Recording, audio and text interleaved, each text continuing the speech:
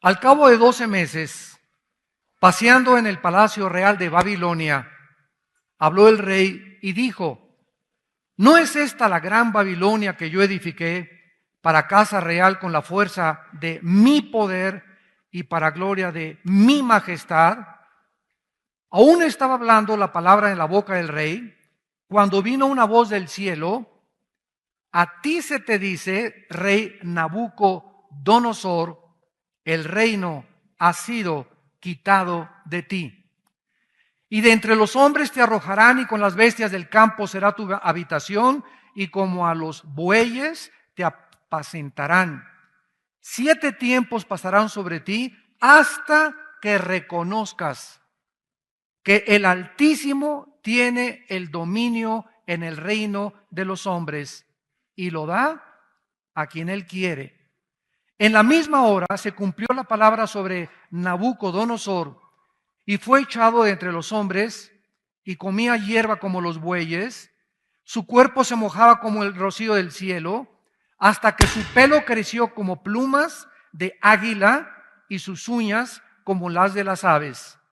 Mas al fin del tiempo, yo, Nabucodonosor, alcé mis ojos al cielo, y mi razón me fue devuelta, y bendije al Altísimo, y alabé y glorifiqué al que vive para siempre, cuyo dominio es sempiterno, y su reino por todas las edades.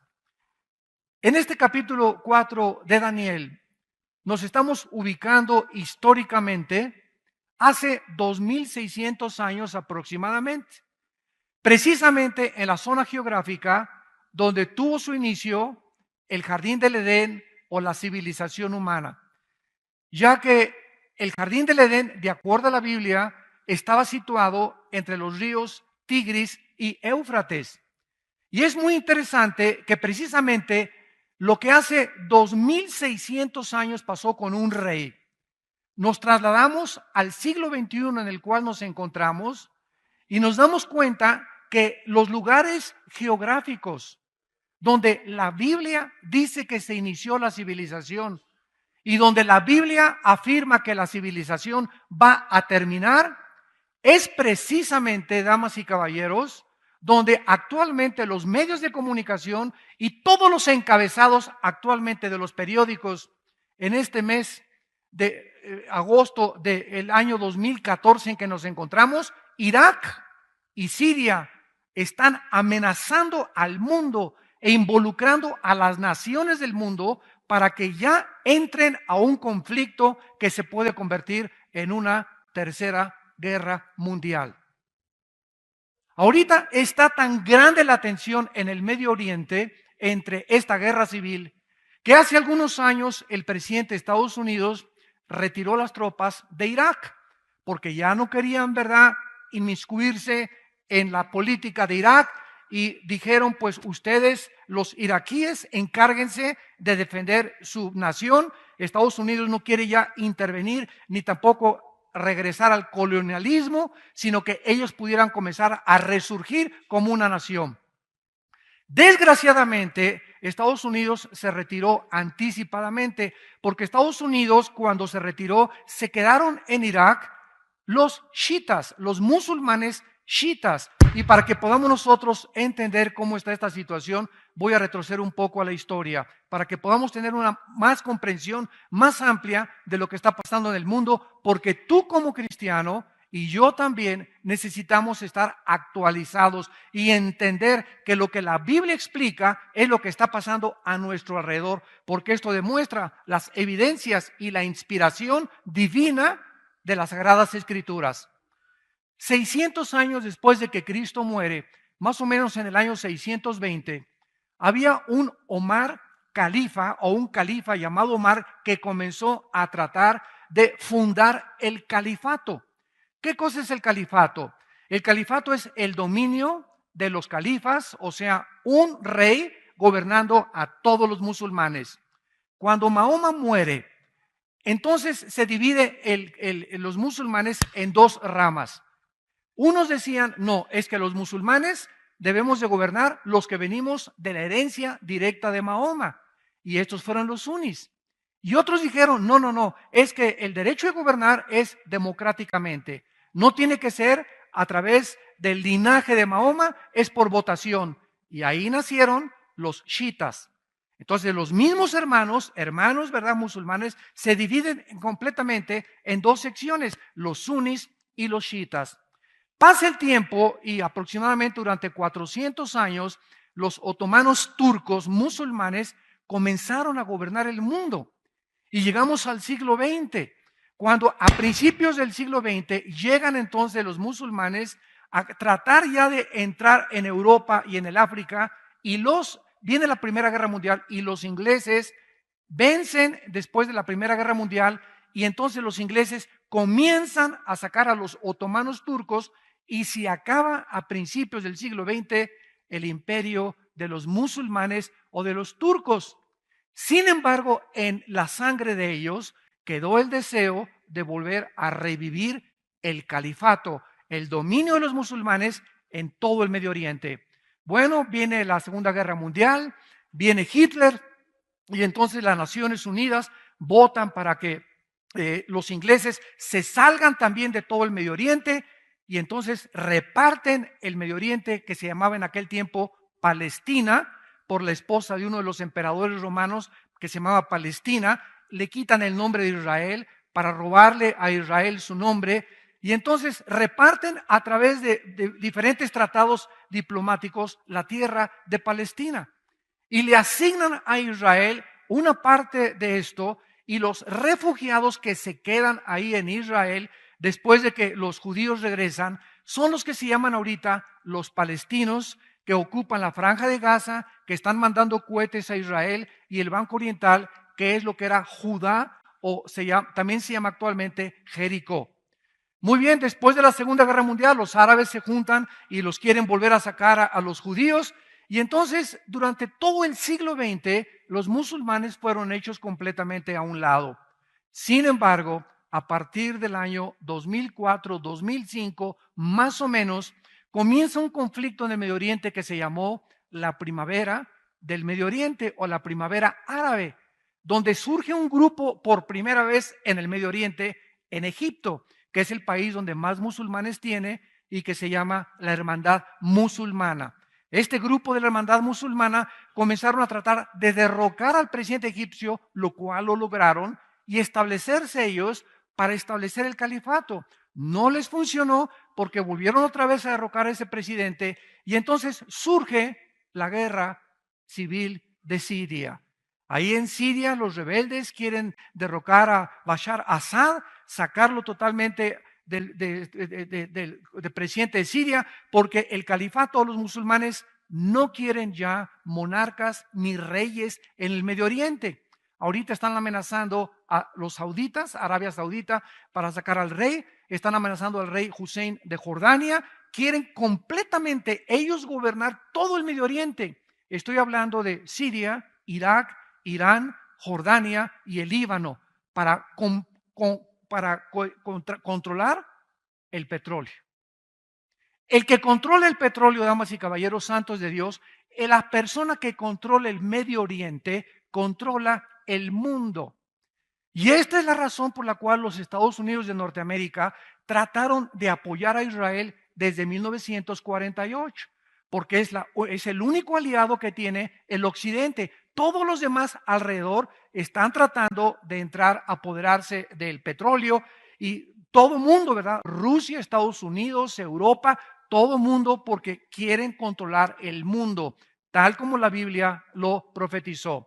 El rey Nabucodonosor, hace 2600 años aproximadamente, quería hacer lo mismo, quería engrandecer completamente su imperio, dominar el mundo, y esto ha surgido en la naturaleza autodestructiva de todos los seres humanos, conquistar a los demás. La Biblia le llama a esto soberbia.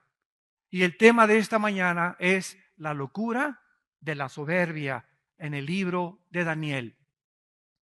El rey Nabucodonosor fue el rey más famoso que ha tenido Babilonia, lo que es actualmente la nación de Irak.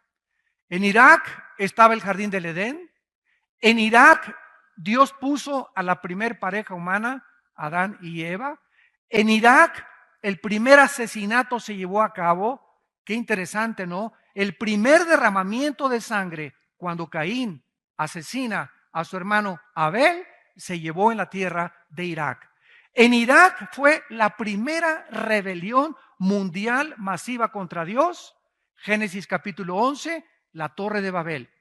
En Irak es donde se han llevado los mayores conflictos. Y de acuerdo a la Biblia, qué interesante que cuando acaba la Biblia, Irak otra vez se convierte en el libro del Apocalipsis. Veamos rápidamente en el libro de Apocalipsis, a los que les interese, en el capítulo 9. Tanto al principio de la Biblia como al final de la Biblia, Irak es, después de Jerusalén, el lugar geográfico que más se menciona en la Biblia. En la Biblia aparece con el nombre de Babilonia, o la tierra de Sinar, o la tierra de los caldeos. Dice en Apocalipsis capítulo 9, versículo 11, y tienen por rey al ángel del abismo, cuyo nombre en hebreo es Abadón y en griego Apolión. El primer ay pasó, vienen 2 ayes después de esto. El sexto ángel, esto sucede en la sexta trompeta del Apocalipsis. Oyó una voz entre los 4 cuernos del altar de oro que están delante de Dios, diciendo al ángel que tenía la trompeta: desata a los 4 ángeles que están atados junto al río Lerma. ¿Eso dice? Junto al río Nilo. Junto al río Támesis. La Biblia es absolutamente específica. La Biblia nos muestra que junto al río Éufrates, donde comenzó la humanidad, donde se llevó el primer pecado, donde estuvo la primer pareja, donde Satanás ya había ocupado antes de Adán el huerto del Edén en el mundo preadámico, donde los ángeles caídos estuvieron ahí tratando de mezclarse y pervertir la genética humana en Génesis capítulo 6. En este mismo lugar geográfico aparece otra vez Irak al terminar la Biblia. Y entonces el Espíritu Santo nos corre las cortinas y nos muestra que en Irak se encuentra, porque el río Éufrates está precisamente en Irak. No podemos perder de vista esto. Es inequívocamente, ¿verdad?, absolutamente cierto de que estamos hablando del terreno de Irak. En Irak se encuentran los 4 ángeles caídos, más crueles y más sanguinarios de los que se rebelaron junto con Satanás. Están estos ángeles tan atados ahí en Irak que cuando se desaten van a matar a la tercera parte de la humanidad. Dice a continuación el versículo que acabamos de leer, el versículo 15, y fueron desatados los 4 ángeles, Apocalipsis 9, 15, que estaban preparados para la hora, día, mes y año, a fin de matar a la tercera parte de los hombres. Qué interesante, señores sociólogos, señores antropólogos, señores investigadores, que andan buscando ustedes en eruditos y en autores no cristianos y fuera de la Biblia, una información que solamente contiene la Biblia. Precisamente ahorita es en Irak donde se encuentra el conflicto que puede prender la mecha a una tercera guerra mundial. Es tan grave ahorita la situación en Irak que ahora sí ya, después de que en Irak se levanta un nuevo grupo que ya no es la hermandad musulmana, ahora en inglés es ISIS, ¿verdad? Que es el Estado Islámico. Entonces, este grupo islámico que en inglés se llama ISIS, Islamic State, de Irak y de Siria, que es la traducción al español, quieren revivir el califato bajo un hombre que se llama Abu Baghdadi. Y este hombre está junto a un ejército de 20,000 hombres. Al-Qaeda es Pinocho junto con ellos. Los mismos líderes de Al-Qaeda han dicho: ni siquiera nosotros tenemos la crueldad de cortarle las cabezas y abrir los vientres de las mujeres y exhibirlos por todos lados como lo hemos visto. con la sangre fría de estos grupos completamente, nosotros lo sabemos, completamente endemoniados. Es un ejército de demonios en el Medio Oriente que están avanzando ya desde Siria, tomaron Mosul, tomaron Tikrit, que era la ciudad donde nació Saddam Hussein, y están avanzando hacia Bagdad. Ahora que comenzaron a avanzar hacia Bagdad, el grupo del Estado Islámico, entonces Estados Unidos despertó, el presidente Obama despertó y dijo, Dios mío, comenzaron por todos lados, ¿quién los va a detener? Si llegan a Bagdad, en Irak, donde todos son chiitas, en Arabia Saudita son chiitas, en Irán son chiitas, y de una forma tienen que detener a los sunnis musulmanes que no se apoderen de Bagdad, ¿quién lo va a hacer? Entonces Estados Unidos consintió de comenzar a mandar aviones F-18 de guerra para comenzar a bombardearlos desde el aire, porque no quieren mandar tropas terrestres todavía, porque costaría billones de dólares que Estados Unidos ya no tiene. Entonces hay un vacío impresionante en el mundo de liderazgo. Durante más de 60 años, desde la Segunda Guerra Mundial, ¿quién ha tenido la preeminencia? ¿Quién ha sido el policía del mundo para combatir a los nazis, a los fascistas y a los comunistas? Estados Unidos de Norteamérica con Europa, Inglaterra, etcétera, etcétera. Pero ahora que Estados Unidos ha caído económicamente, ahora que Europa se encuentra España, Portugal, Grecia, Italia en la bancarrota económica, ahora que Alemania ya no tiene dinero para prestarles a las naciones para poder ayudarlas como tenían después de la Segunda Guerra Mundial, hay un vacío impresionante en el mundo. Y este vacío, ¿quién lo va a ocupar? ¿Quién va a cuidar ahora a todos estos salvajes de que se apoderen del mundo? Antes era Estados Unidos, Inglaterra y Europa, ya no quieren entrar. ¿Por qué no han podido detener a Putin? Putin llega con sus tropas descaradamente a Ucrania, se apodera de la península de Crimea, donde está el mar Negro y donde está la base naval más grande de Rusia. ¿Por qué? Porque de ahí brinca Rusia, tal como Ezequiel capítulo 38 lo profetizó hace 2500 años en la Biblia. Rusia, Magog, Rosh y Magog van a brincar junto con Irán para atacar a Israel y apoderarse del petróleo. Todas las cosas que están profetizadas en la Biblia, ¿verdad? Lo tenemos en este libro que escribí y lo pueden encontrar ustedes también en la palabra de Dios. Pero ¿quién va a detener ahora este grupo? Pues están tratando de bombardearlos desde el aire y entonces ahora Europa dice ya no podemos entrar. Y ahora Putin, sabiendo claramente el presidente de Rusia de que hay un vacío de liderazgo, que Obama no va a ejercer el liderazgo militar, ya comienza a avanzar. Esta semana pasada mandó más de 50 camiones con la bandera de ayuda para alimentar a los pobres, cargados completamente de armas, para poder conquistar completamente después de Ucrania, Lituania, Estonia y las naciones que están frontera con Rusia y comenzar a resurgir. Él quiere resurgir a la antigua Unión de repúblicas soviéticas. Los musulmanes quieren volver a resurgir el nuevo califato. Y por todos lados alguien tiene que levantarse. Ahora que Estados Unidos está completamente hecho a un lado, alguien tiene que levantarse y tomar el liderazgo. La pregunta es, ¿quién lo va a tomar?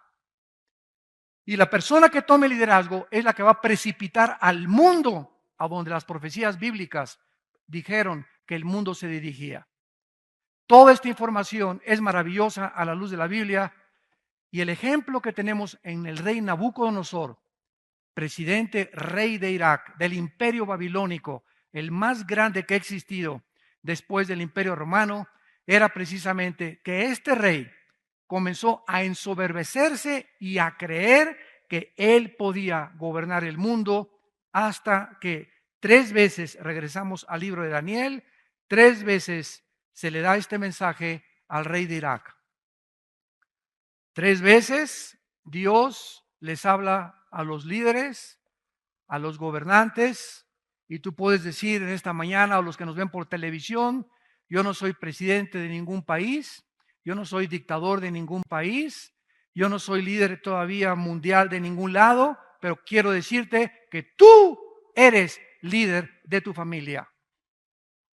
Tú eres líder de tu casa, de tus hijos y de tu esposa.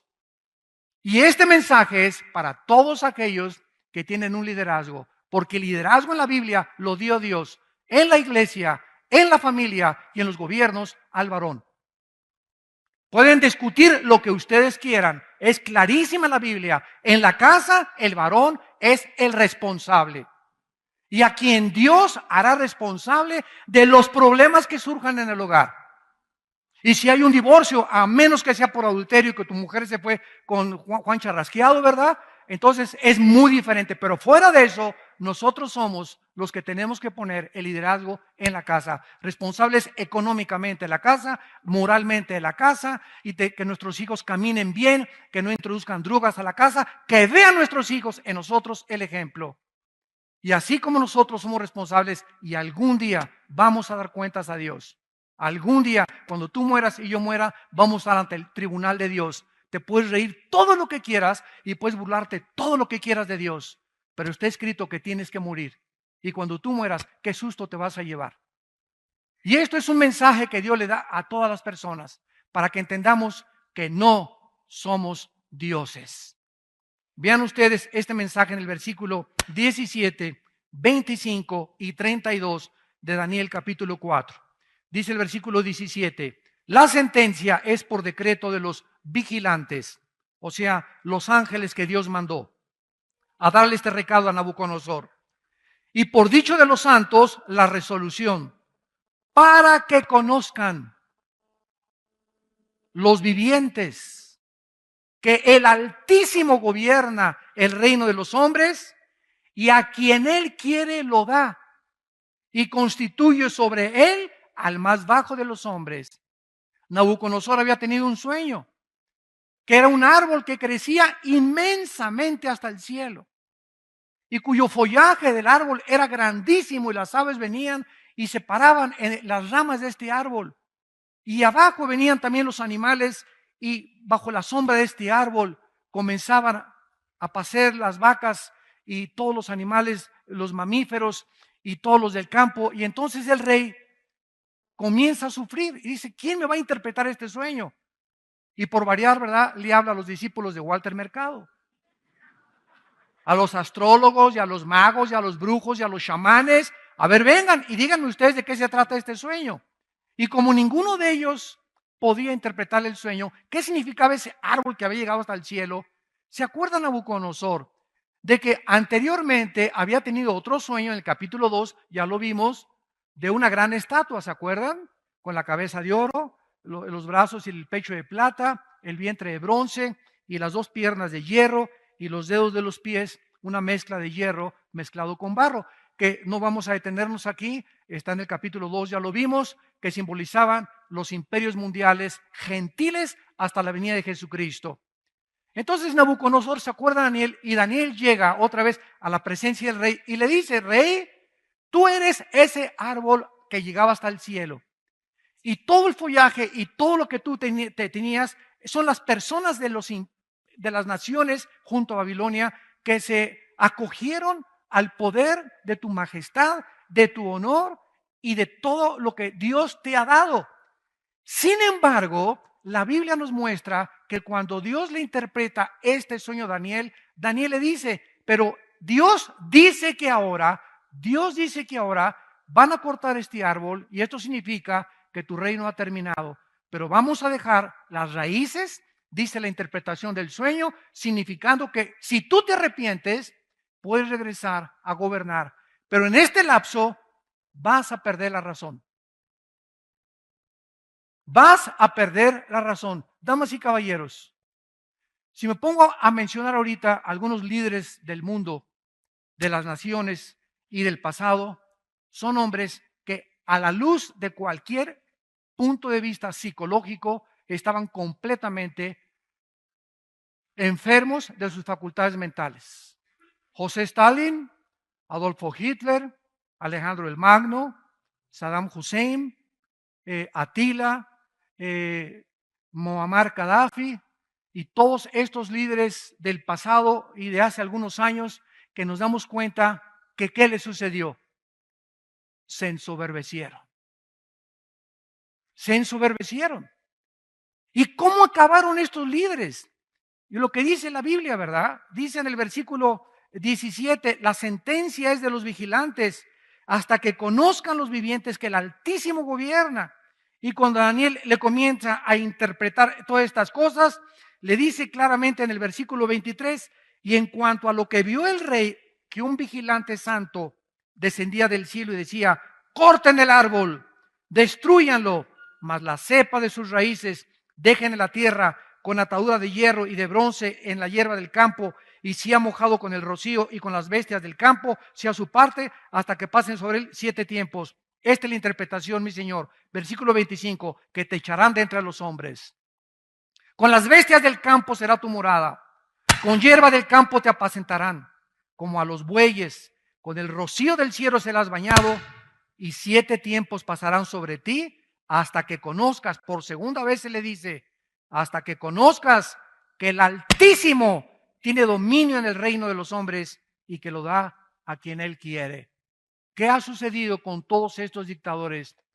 ¿Cómo murió Hitler? Escondido como un pollo mojado, remojado, en un búnker, y agarra la pistola y se vuela la tapa de los sesos. El mismo hombre que años antes o meses antes había dicho, yo soy el líder del Tercer Reich.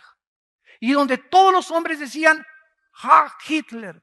Y donde todos los alemanes, 85 millones de alemanes, creyeron que él era el Salvador, el Mesías que esperaban, que volvería también, después de perder la Primera Guerra Mundial, resurgir Alemania a su antiguo poder. ¿Cómo acabó Hitler? Completamente tirado en el suelo, matándose y quitándose la vida junto con su esposa Eva Braun. ¿Cómo acabaron todos los demás dictadores? ¿De qué manera acabó Saddam Hussein? En un hoyo de 2 metros de Hussein con sus reinos en Irak. Tenía yates, tenía palacios, tenía tronos de marfil que se mandó a hacer, mandó a traer tapetes de Persia, de Irán, mandó a traer cristales italianos de Italia. Cuando llegaron en los 90 los ejércitos de la coalición dirigidos por el general Schwarzkopf, norteamericano, a Bagdad para tratar de comenzar a ver todo, se asombraron de las riquezas de este hombre que se paraba y le besaban la mano a todas las personas. ¿Cómo acaba Hussein en un hoyo de 3 metros con lleno de piojos en la barba y completamente desquiciado? Así acabó. ¿Cómo acabó Muammar Gaddafi, el líder de Libia? ¿Cómo acabó ese hombre que se paseaba así con un despotismo y una soberbia? Mandó matar mujeres, mandó matar niños, multimillonario, derribó un avión que salió de Londres hacia otro destino con 360 pasajeros y nadie le pudo hacer nada porque comenzó a vender el petróleo que tiene Libia. ¿Cómo acabó? Muammar Gaddafi acabó en una alcantarilla de una de las calles de Trípoli. Metido ahí escondido como ratoncito, lo encuentra el pueblo, lo sacan, le dan una madrina de aquellas, lo arrastran por todos lados, lo patean, lo sodomizan y le dan un balazo en la ambulancia. Así acabó ese hombre, como un perro completamente sarnoso. ¿Cómo murió Benito Mussolini en Italia? El contrapache, ¿verdad? Y el amigo y socio de Adolfo Hitler, Benito Mussolini, otro dictador déspota, soberbio, lo agarran en la plaza de Florencia y lo cuelga el mismo pueblo, Todos estos hombres, Hussein, Hitler, Gaddafi, Mussolini, son del siglo XX, de nuestra época o de la época de nuestros padres o abuelos. Y el mundo no entiende, y los líderes que están ahorita y que siguen vivos, los siguen sin entender que Dios es el que gobierna. Él es el único soberano. Y si tú que me escuchas tienes un puesto político, de gobernante, de autoridad, o tienes una fábrica que has prosperado o un negocio que has prosperado, nunca te ensoberbezcas. Ni creas ni digas, es que mi esfuerzo y mi negocio y mis capacidades intelectuales y físicas me han podido dar lo que yo tengo alrededor. Te equivocas con todo el corazón. Porque sabes una cosa, los vigilantes acaban de decir, sobre ti vas a caer. Ya está puesta el hacha a los árboles y cualquier árbol que no dé buen fruto será cortado. Miren ustedes en el libro de Deuteronomio, en el Antiguo Testamento, en el capítulo 8. Dios, desde antes que su pueblo entrara a la tierra de Canaán, Dios sabe lo que hay en el corazón humano. Soberbia. A continuación vamos a explicar lo que es la soberbia. Porque tú puedes creer que no lo eres y secretamente serlo y no te has dado cuenta. Y es un veneno grandísimo que va a impedir y va a seguir impidiendo que Dios te bendiga. Hay cantidad de cristianos. ¿Por qué no me bendice? ¿Por qué no prospera mi negocio? ¿Por qué no salgo adelante? ¿Por qué no tengo paz? ¿Por qué tengo que usar pastillas tranquilizantes, Equanil, Valium? ¿Por qué estoy en este estado de estrés? ¿Por qué no puedo descansar ni cuando me voy a acostar? ¿Por qué no tengo paz? Puede ser en lo más profundo de tu vida que vives con soberbia. Y si hay un pecado que Dios abomina, es la soberbia. Y antes de que su pueblo entrara a Canaán, Dios les advirtió, versículo 11, cuídate de no olvidarte de Jehová tu Dios. Deuteronomio 8, versículo 11.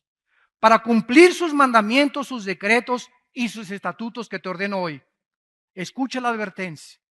No suceda que comas y te sacies y edifiques buenas casas en que habites y tus vacas y tus ovejas se aumenten y la plata y el oro se te multipliquen y todo lo que tuvieres se aumente.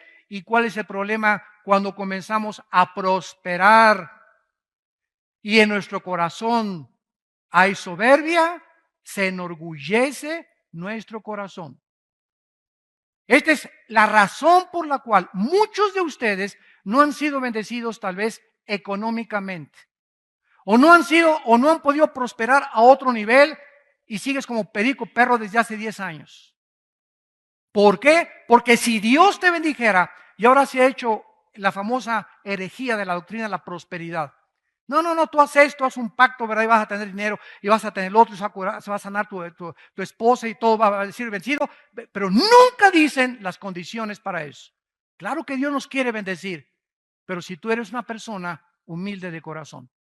Porque si Dios te bendice con dinero y tú eres soberbio en tu vida, ese dinero, esos negocios que estás haciendo, se van a convertir en tu vida en una maldición. ¿Sabes por qué? Porque cuando uno tiene dinero o cuando uno prospera sin Dios, no sabe cómo usar el dinero. Y lo vas a usar y te lo vas a gastar en lo que menos te imaginas. Y tus negocios van a comenzar a fracasar porque hay un problema en tu vida. Y Dios no te quiere dar más. Porque no eres generoso ni eres administrador de lo que Él te ha dado. El que es fiel en lo poco, será fiel en lo que tiene mucho. El que en lo poco es infiel, no esperes que Dios te dé más, porque en lo poco que Dios te ha dado, no ha sido fiel. Entonces, este es el peligro, que se enorgullezca tu corazón. Escucha lo que dice, y te olvides de Jehová tu Dios, que te sacó de la tierra, de Egipto, de casa de servidumbre.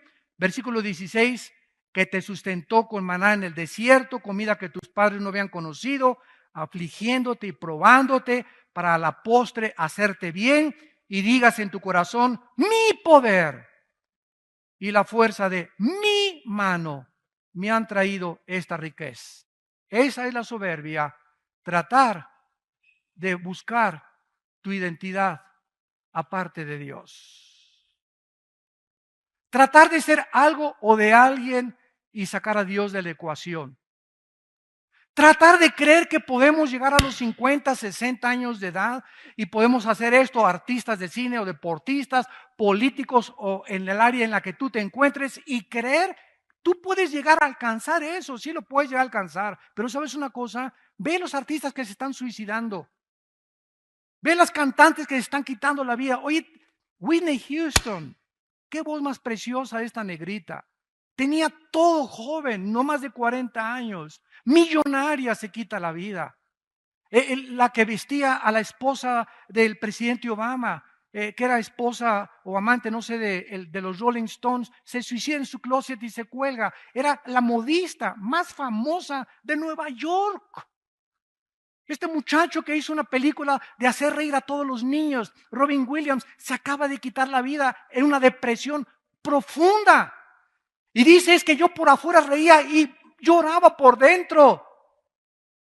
Y las gentes, dijo Robin Williams a uno de sus familiares una semana antes de morirse, la mayor parte de la gente en Hollywood son unos hipócritas. Ninguno manifiesta la cara que tienen verdaderamente, porque todo es una apariencia, un maquillaje. Muy poca gente vamos a encontrar que te va a mirar y va a ser contigo tal como Él es.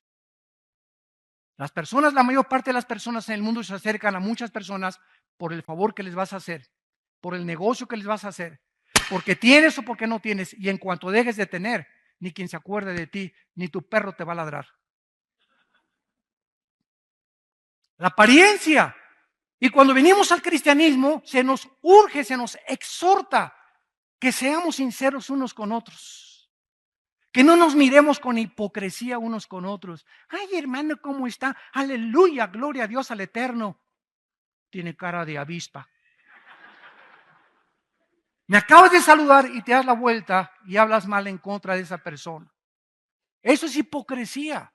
Y eso lo ve Dios porque Él conoce nuestros pensamientos. Salmo 139. Tú conoces mis pensamientos, Señor. Él sabe lo que pensamos. Y esta es la razón por la cual no hay bendición muchas veces en las vidas de muchas vidas que nosotros tenemos y que conocemos en nuestra familia y alrededor también. Ahora vemos nosotros, en penúltimo lugar, de qué forma este rey perdió la razón. ¿Qué es lo que pasa con todas estas personas soberbias? Mira, la soberbia te hace perder la brújula. ¿Quién es una persona enferma mentalmente de acuerdo a la Asociación de Psiquiatría en California? Hay más de 100 características que mencionan que una persona no es normal. Pero el presidente de esta Asociación de Psiquiatría en California, ¿saben lo que dijo en una reunión? Es que hemos llegado a un punto los psiquiatras y los psicólogos que no sabemos si nosotros estamos más locos que los pacientes. Hemos llegado a un punto donde ¿quién va a tener el parámetro de qué es normal? ¿Qué es normal ya? Para los que se casan hombres con hombres y mujeres con mujeres, para ellos es normal. La sociedad lo acaba aceptando como algo normal. Dice la Biblia que no, que es una locura. Que es insanidad mental completa. Han perdido la brújula y le están llamando a lo malo bueno y a lo bueno malo. Hemos llegado a un punto en la sociedad en la que vemos la televisión y ya es normal ver adulterios en las telenovelas. Ya es normal que las niñas se acuesten antes de acostarse con sus novios. Ya es normal tener un amante, una canita al aire. Ya es normal violar, ¿verdad?, a la sociedad, violar al gobierno, no pagar impuestos, etcétera, etcétera. Y ya es normal y no es normal, pero nosotros le llamamos normal. Y esto es un síntoma de que algo está mal con el ser humano. No hay ninguna religión que te diga cuál es el problema humano más que la Biblia. El pecado. Todas las religiones enseñan algo, es verdad. Cuando alguien me dijo, el cristianismo es Cristo enseñando algo, les dije, no es cierto. Todos los líderes religiosos enseñan algo, pero ninguno te rescata. Y el cristianismo es diferente a todas las religiones en que el fundador del cristianismo no solamente fue un gran maestro de moral, sino que él vino a dar su vida y pagar por nuestros pecados. Gloria a su nombre.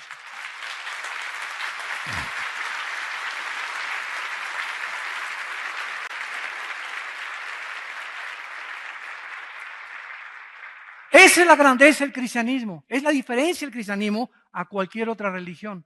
Todas enseñan algo. Confucio enseñó algo, Mahoma enseñó algo, el Zaratustra enseñó algo, pero ninguno de ellos vino a rescatar a la humanidad más que el Hijo de Dios en una cruz. Y cuando venimos a la historia del Hijo de Dios, a la historia de las naciones, a la arqueología moderna, a la genética, a la física, a la química, a la antropología, y la comparamos con la Biblia, decimos, es más moderna que el periódico de mañana en la mañana.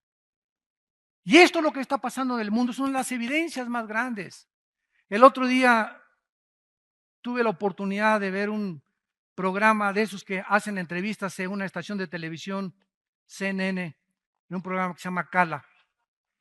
Y entrevistaron a un ateo, entrevistaron a un cura católico y entrevistaron, entre comillas, a un teólogo de una universidad de Florida. Y el ateo comenzó a decir, bueno, de veras, una risita que es clásico de los ateos, burlona.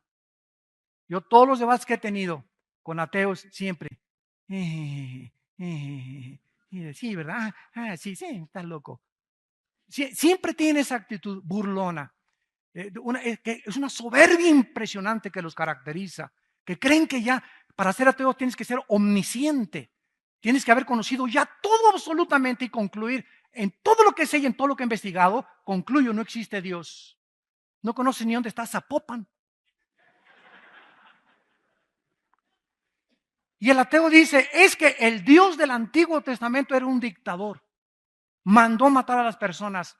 Y es una contradicción, atacando desde siempre. El ataque no es contra los musulmanes, ni contra los budistas, ni contra, es siempre los ataques siempre serán contra el cristianismo y contra la persona de Cristo.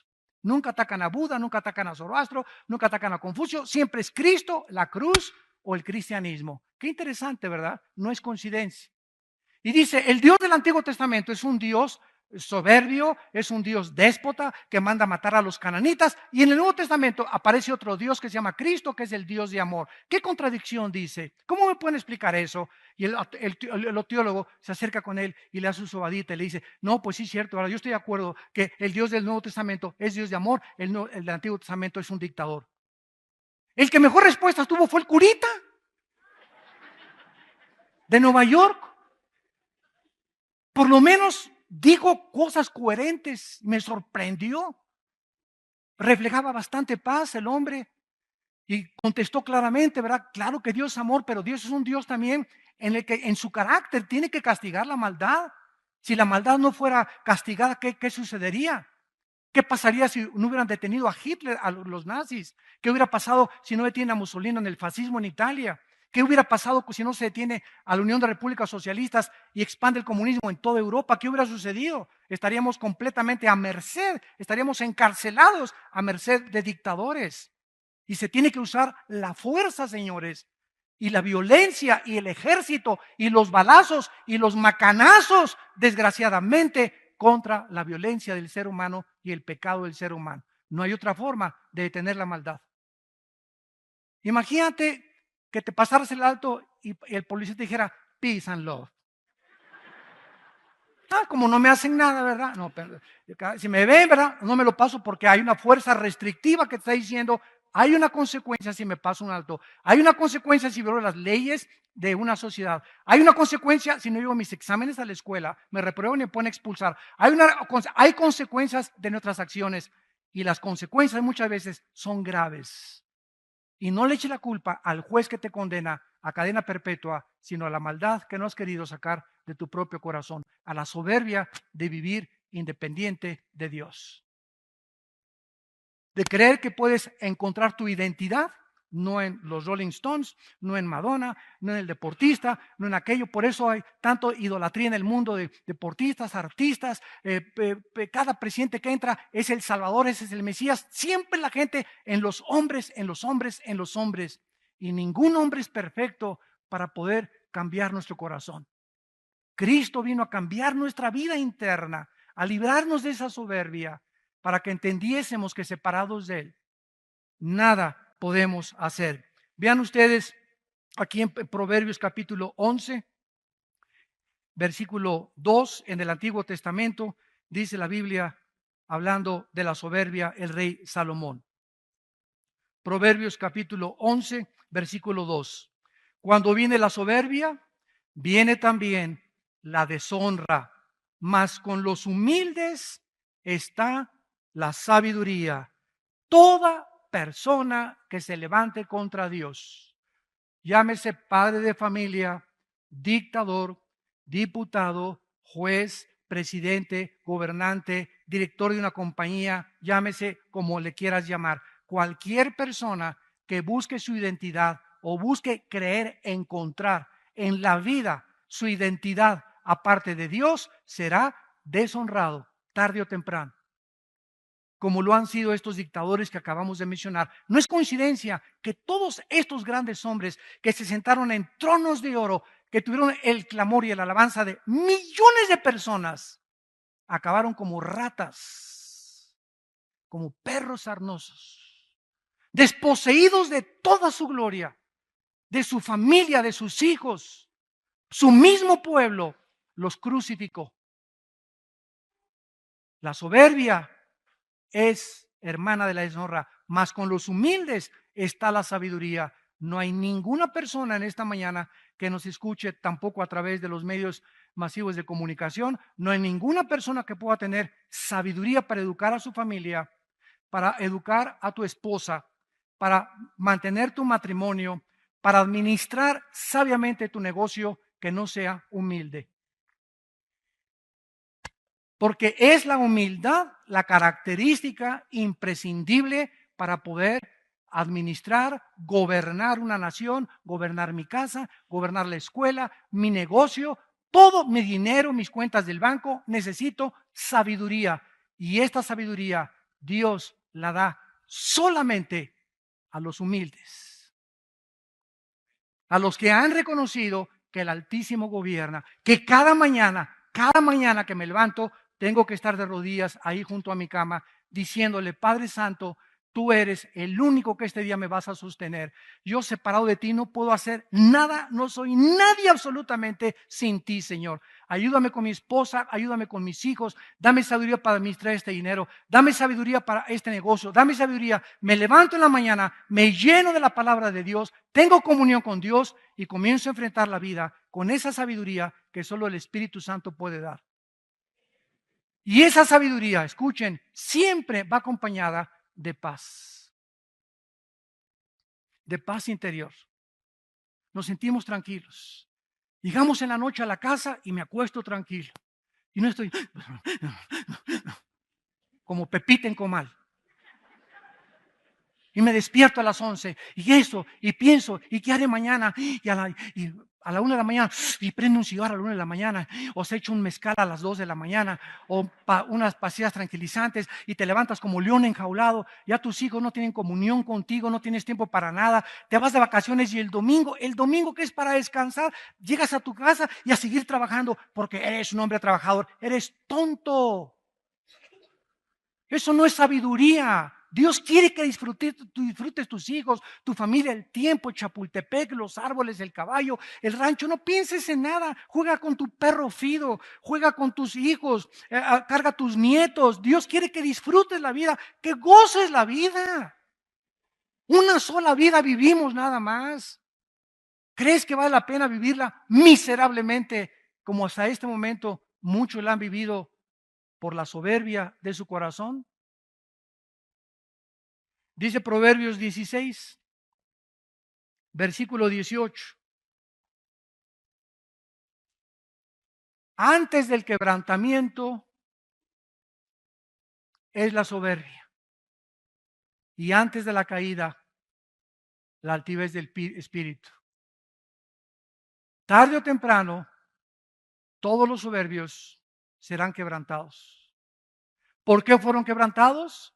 Porque antes de que Dios mete la hacha al árbol, el árbol se infló como un pavo real. Y estabas así como guajolote. Como guajolote, ¿verdad? Te creías el rey, papucho de papuchos. Yo aquí, ¿verdad? Y guapo o bella, esto y el otro. manejabas tu carro así, no volteabas, al que te limpia los vidrios, quítate, chamaco feo, mugroso, no pares, espérame tantito, ¿verdad? Cuánta soberbia hay en el corazón. Ese pobre muchacho que te está limpiando los vidrios o que te da grasa en los zapatos, no tuvo la oportunidad que tú tuviste para ir a la universidad. No tuvo los padres ni los abuelos que tú tuviste para haber heredado lo que tú tuviste. ¿Crees que tú eres suficiente porque eres doctor o porque tienes un título, porque tienes dinero? ¿Te crees superior a un albañil, a un plomero, a un carpintero, a un chofer? ¿Por eso crees que tienes el derecho de tratar a esa gente de esa manera porque los consideras más bajos que tú? Eso se llama racismo. Y el racismo es una enfermedad del alma que hace creer a muchos seres humanos que por el color de ojos, color de piel, posición social, posición del club, les da el derecho de creer que son diferentes a los demás. Soberbia. Y Dios abomina esta soberbia. Llegas aquí a una iglesia como esta de Vía Nueva para el Mundo aquí en Toluca y te dice el del seguridad, no se estacione ahí. ¿Y tú quién eres? ¿Sabes quién es? No es nadie tal vez. Y tú que eres peor que él. Tú eres un chícharo de aguapuerca. ¿Quién eres tú? Y contesta, ¿y tú quién eres? ¿El rey de este mundo? Eres una persona asignada por los pastores para ayudar a acomodar los carros. Pero tu soberbia, ¿usted quién es? Y yo no sabe, ¿qué no vio las placas que traigo? Uno sabe quién soy yo, que vengo de traje y todo. Quítese. Así nos han reportado muchas veces que muchas personas llegan así, que les dicen a los edecanes también, quítese. O te dicen, no se sienten ahí, yo me siento donde me da la gana. Soberbia. ¿Por qué? Porque tu corazón te dice, yo no tengo por qué humillarme contra esa persona. ¿Quién es? A menos que tenga un tipo de militar o alguna cosa. No, es un trabajador de la iglesia. Y a cualquier persona que trates de esa manera es porque en tu corazón te crees superior y nadie se puede atravesar en tu camino porque ya llegó el rey de Hollywood. Y finalmente leemos nosotros en Mateo capítulo 23, el Señor Jesucristo, versículo 12, hablando acerca de este pecado tan grande que tuvo Nabucodonosor, que le hizo perder la razón. Y Nabucodonosor descendió. ¿A qué nivel descendió Nabucodonosor? De los animales.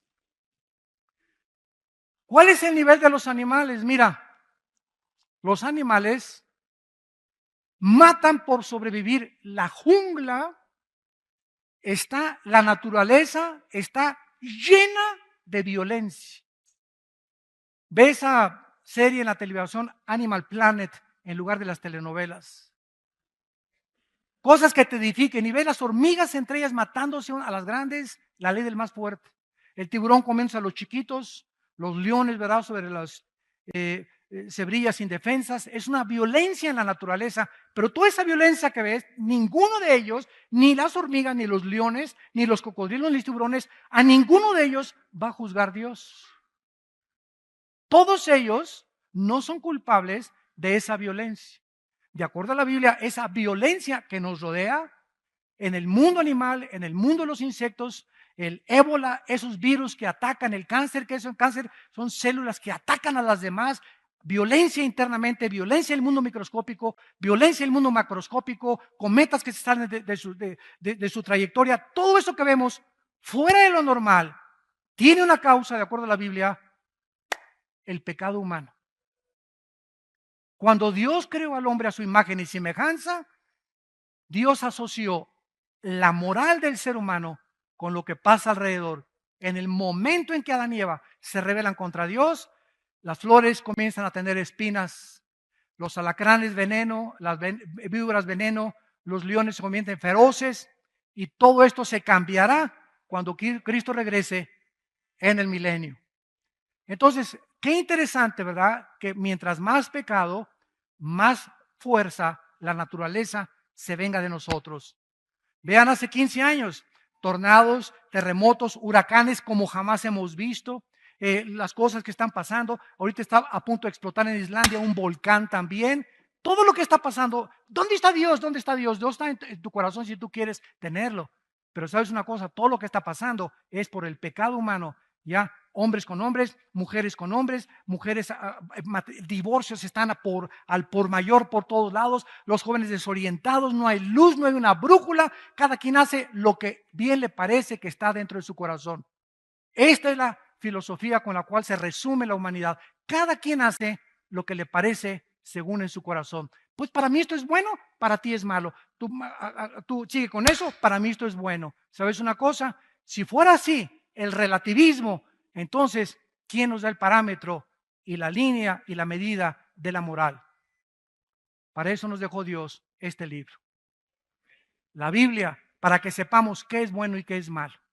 Si Dios condena algo aquí es porque es malo. No lo dices tú, la doctora Corazón, Walter Mercado, el psiquiatra ni el psicólogo. Lo dice Dios. Él estableció las leyes morales para que sobreviviéramos. Y por eso estamos a punto de autodestruirnos por la soberbia que han sacado a Dios de sus corazones. Y finalmente dice Mateo 23, versículo 12. Porque el que se enaltece será humillado y el que se humilla será enaltecido.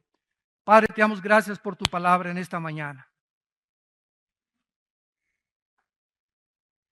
Te damos gracias porque fuimos creados a tu imagen y semejanza.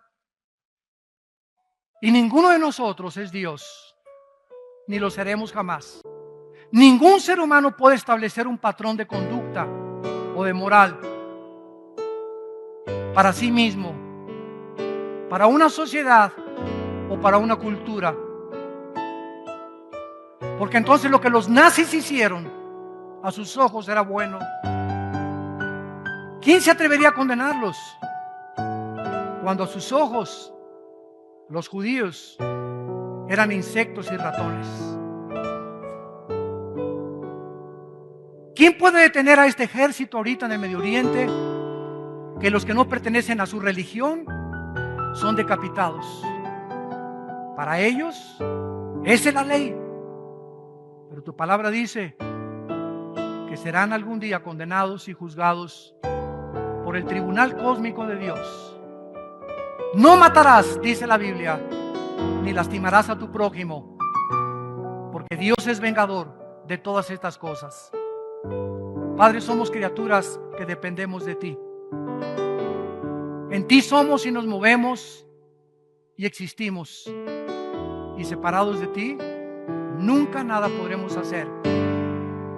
Pídele a Dios en esta mañana que te perdone tus pecados. Ustedes que nos ven por la televisión, arrepiéntanse de su soberbia. ¿Qué es la soberbia? Has vivido buscando tu identidad en el dinero, en los placeres, en alguna persona, en tu trabajo y no en Dios. Esto también se llama idolatría, porque la soberbia y la idolatría, junto con la deshonra, son hermanas. Arrepiéntete y ven a la cruz. Y ve a ese hombre que no estimó el ser igual a Dios como cosa que aferrarse, sino que se despojó de sí mismo, tomando forma de un siervo semejante a nosotros, y estando en esta condición, se humilló. El creador del universo baja al mundo a humillarse, a lavarnos los pies para que sigamos sus pisadas. Dile, Señor, perdona mis pecados, mi soberbia. Ya no quiero vivir así. Reconozco que he vivido independiente de ti. Te pido que entres a mi corazón, porque creo que en la cruz con tu sangre pagaste por mis pecados, y que seas mi Señor y mi Salvador. En el nombre de Cristo. Amén.